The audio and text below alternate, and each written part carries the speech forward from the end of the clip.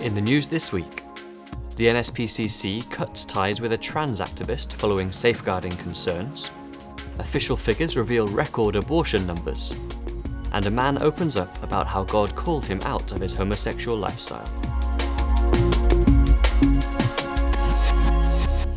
Hello. The NSPCC has ended its relationship with transgender activist Munro Bergdorf following safeguarding concerns. The charity later said Bergdorf would have no ongoing relationship with Childline or the NSPCC. CEO Peter Wanless said the board felt an ongoing relationship with Bergdorf would be inappropriate because of his statements on the public record. Wanless said these meant Bergdorf would be in breach of our own risk assessments and would undermine the work of the NSPCC. Bergdorf, who was born male, previously stepped down as an LGBT advisor for the Labour Party and was dropped as a L'Oreal model after making racist comments. Scotland's care watchdog has said confusion over the role of the named person has created uncertainty within the system.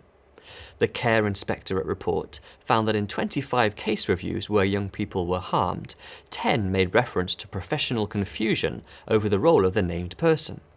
8 of these cases happened before the 2016 Supreme Court ruling that the information sharing provisions underpinning named persons were unlawful.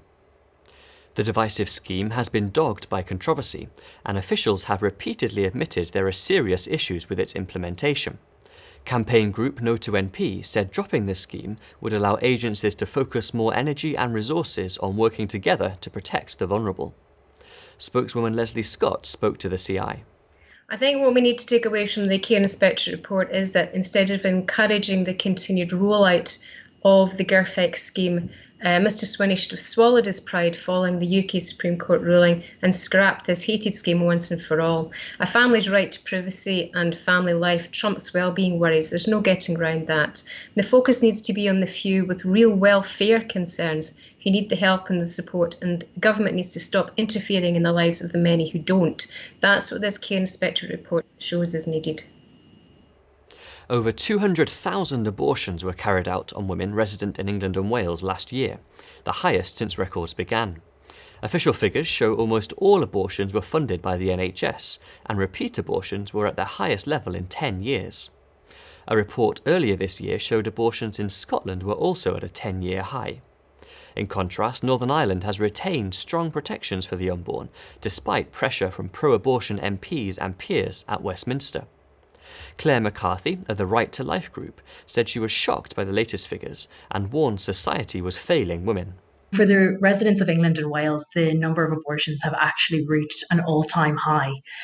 This really should be seen as a national tragedy, because every single one of these abortions represents a failure of our society to protect the lives of babies in the womb and a failure to offer full support to women who are experiencing unplanned pregnancies.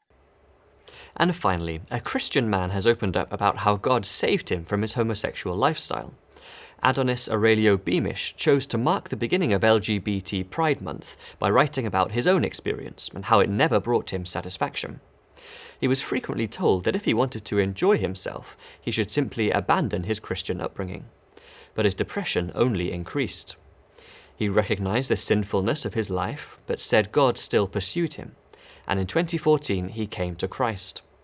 5 years on, Beamish now says, to see and know all the many others who've left the LGBT lives they were leading to pursue God with all they are has been so amazingly encouraging to me.